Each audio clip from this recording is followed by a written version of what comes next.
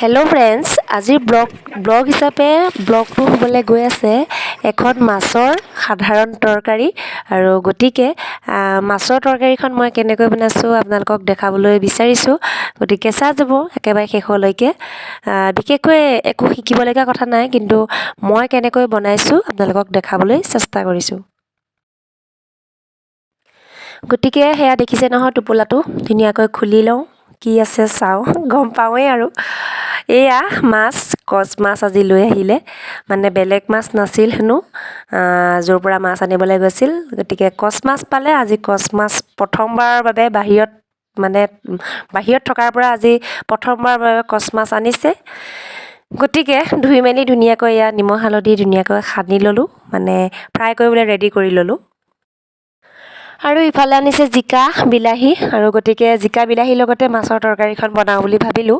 গতিকে চাই যাব আপোনালোকে। জিকাৰ লগত মাছ কাৰ কাৰ প্ৰিয় মোক কমেণ্ট কৰি জনাব দেই। আৰু আজি কচ মাছ, যিহেতু কচ মাছ কিন্তু ফ্ৰাই কৰিলে বহুত ফুটে, মোৰ বিৰাট ভয় লাগি আছে। কেৰাহীখন তুলিলোঁ, আৰু তোলাৰ পিছত এতিয়া মই মাছখিনি ভাজিম। ভয় লাগি আছে আগতীয়াৰ পৰা, বহুত বেছি ফুটে, তেল বহুত বেছি হয়।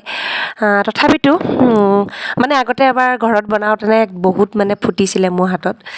এয়া দিলোঁ ধুনীয়াকৈ কেৰাহীখনত, তেল গৰম হোৱাৰ পাছত মাছ আৰু ইফালে এয়া ৰেডি কৰিলোঁ তৰকাৰীৰ বাবে জিকা বিলাহী আলু ধুনীয়াকৈ, আৰু মাছখিনিও ধুনীয়াকৈ বনাই হৈ গ'ল।